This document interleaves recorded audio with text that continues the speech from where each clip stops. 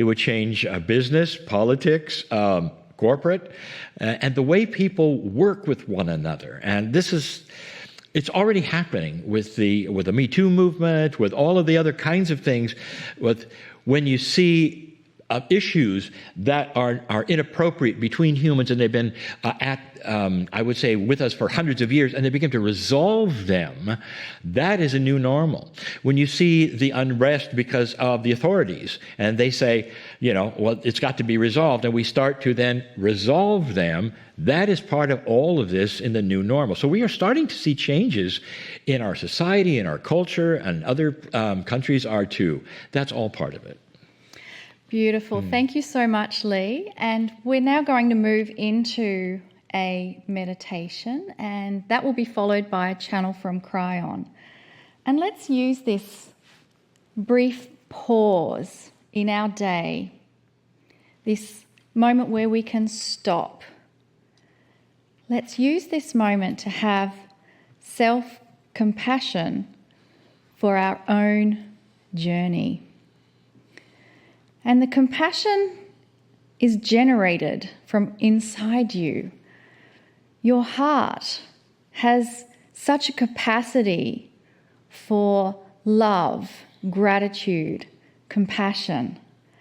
And I invite you to place your hands on your heart. Feel that connection within yourself. And use this time to slow your breathing so that you are breathing in slowly through your nose and out through your mouth. And allow deep breaths,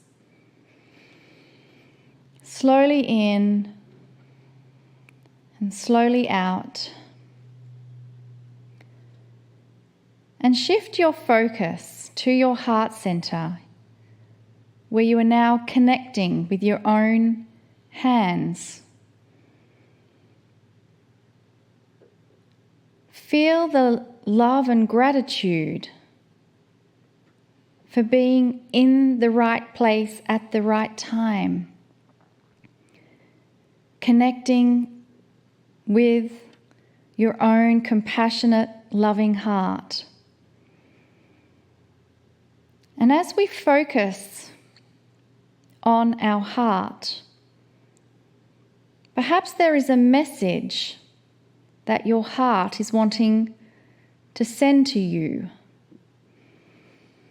And in this space of slow breathing, in this quietness, allow yourself to feel, sense, or perceive what that message from your heart is communicating to you. Just allow communication to flow.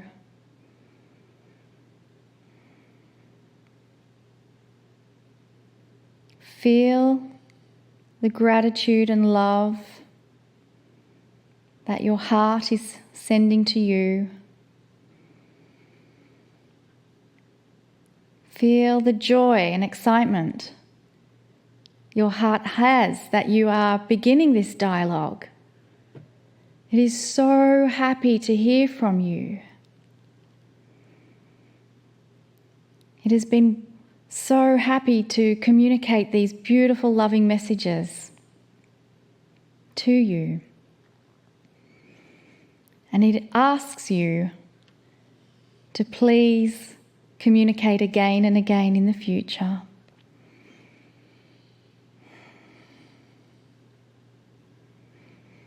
With a few more breaths, enjoy this quiet stillness, this beautiful connection with your beautiful, loving heart.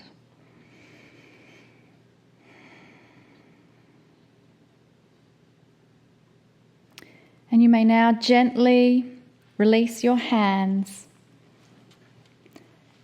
Put them onto your lap or wherever else is comfortable. And we now invite the loving messages from Kryon.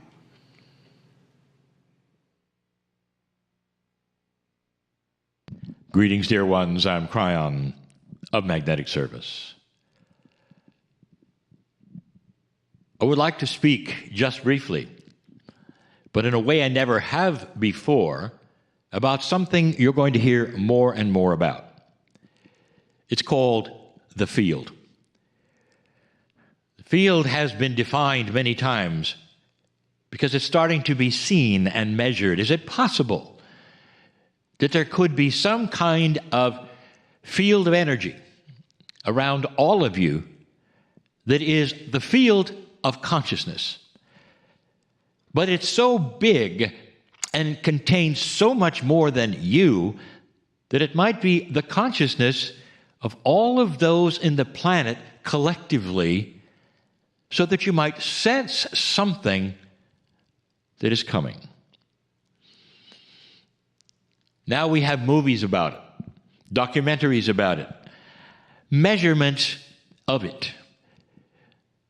And there would be those who say, well, I can sense it in the field.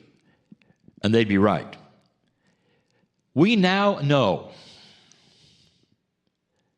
on this planet, you now know on this planet, together, there is a consensus that consciousness has to be energy. It is not some fleeting thing that simply psychologists speak of. Measured, it is. And so if consciousness is energy, then you have to apply the rules of energy to consciousness. It is possible that consciousness then radiates a field of consciousness. And with the billions of humans on the planet, that field may be all around you. For those who are intuitive, they may sense things in the field. I've said this many, many times. I predicted some time ago that you would get a new pope. And you did within 13 months. And the current one did not have to die for that. So it was truly an anomaly. But dear ones, this was done so you could see the example that we have given. It was not a prediction. It was not something that was out of the blue, some say, because that was in the field. You see, the current pope was already in trouble. In trouble perhaps in a way that he knew he must resign. And so he did. But that was known in the consciousness field at the time I gave it to you, and 13 months later, it manifested with a new pope. You see, what I'm telling you is I gave you an example of things that are not predictions necessarily, but reading that which is going on in the field. There's a lot going on in the field at the moment, and many are starting to pick up things, good things. The field also gives very, very positive things, because those who are thinking that there are wonderful things about to happen or inventions starting to manifest themselves, that's also in the field, as well as things that might be crumbling or changing. That's in the field. But here's what I want to tell you. The field is a multidimensionality of consciousness. Consciousness, although energy, is also multidimensional. It has to be. What I want to tell you is that because consciousness is not linear, you cannot read it in a linear fashion. You simply cannot. Therefore, you read it like a dream would be read. Perhaps you have a very profound dream. You think you know what it means, but it's nonsensical. Many of you have these kinds of dreams. So you'll go to a dream specialist who will then sit with you and say, well, That is a beautiful dream, and you're really coming into your own and dismissing this and that because this happened in your dream, and this meant this, and this meant this. And you come away and you go, wow, isn't my consciousness beautiful the way it gives me this information? And you'd be right. That's your own consciousness talking to you in metaphors. So if you are dreaming certain kinds of things, and you go to a specialist and they reveal what your consciousness is giving you, that is an example of what I'm going to give you in the field. The field does not give linear issues in a linear fashion. It gives them in a multidimensional fashion, and that means quite often everything that is sensed in the field is metaphoric. It means something else. Did you get that? Readers and psychics have always read the field. This is how they get their information. A reader or a psychic who sits across from you is reading your field. They don't have a magic crystal ball, as some would think. The field is the energy that you're generating with your consciousness and your subconscious, and it all is there. So when it's time to read the field, there are so many errors that occur. Errors in not understanding that the field speaks in metaphors, period. Very, very, very seldom does it give you a linear event that's coming. I want to give you two examples, and you're going to understand them. For many, many years, there have been many belief systems on this planet that have been reading the field. So obvious. Dude, I've been around the world. I have met the shamans. I've been with those, and you truly represent that group. So thank you so much. We are out of time. We're going to have to say goodbye to you, and I just want to say thank you so much for the wisdom and all that you've given us today. Thank you for giving me this opportunity. Okay. Herbal medicine is people's medicine. Yes. It's the medicine for the people, by the people, and of the people. There are green blessings right outside your door, and you don't have to know anything more than every single part of dandelion is edible. Go eat some. Well, it's time to go to break. Yes. Yeah, so everyone, thank you, and I hope that you've accepted and received. Remember, there are replays for all of you members to revisit this and revisit it, and that's the reason we offer this. It's not a onesie. So we know you've enjoyed it, but we now have to take a 10-minute break, and we will see you for the Circle of 12.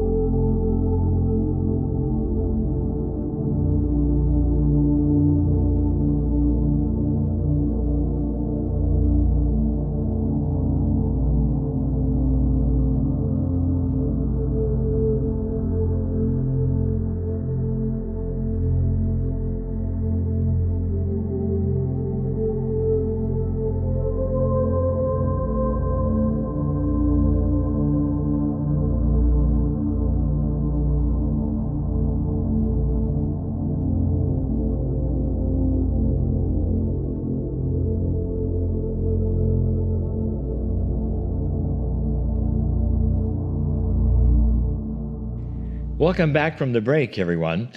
I just wanted to say something before we go into the Circle of 12. We were very aware of the dancing camera issues and all of those things. And I saw that. We almost said, well, we should stop and maybe we should try it again. It's pretty tough to do that because, it lengthens the interview. But all of those things I left there, and we're looking at it because we were looking at sage energy. We're looking at things that we couldn't control. The information from her is precious. And so I just wanted to go there. I actually wish that instead of this kind of studio environment, I think it'd be fantastic to just sit with Susan at a campfire. Oh, that's where it belongs. Yeah, right. Yeah, I would love to hear. So we apologize for what you saw. Perhaps it wasn't perfect production techniques, but boy, was that powerful to me. Absolutely. Yes. I still think it's the chaos of the fairies. Yeah, and thank you, Susan, for all of these things. I loved it. And so let's move into the Circle of 12. And as we prepare to enter that Circle of 12, let us begin by saying some statements of intent. I will say each intent 3 times, and you're invited to say them with me silently or aloud. I release all expectations, and I am willing to be open to the energy of compassion in my life.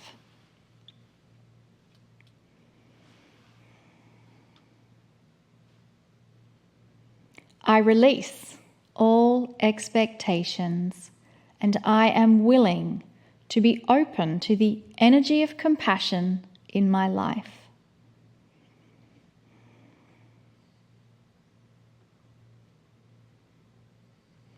I release all expectations, and I am willing to be open to the energy of compassion in my life.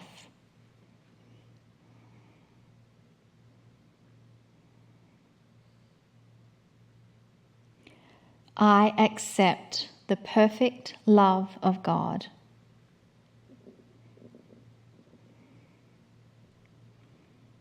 I accept the perfect love of God.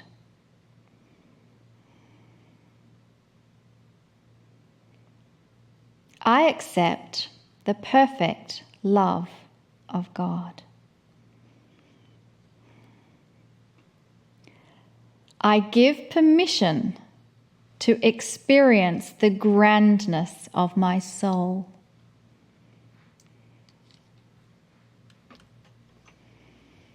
I give permission to experience the grandness of my soul.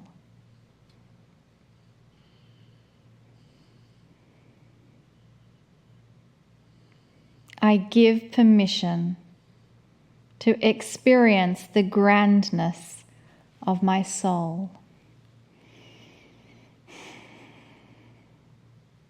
I am ready.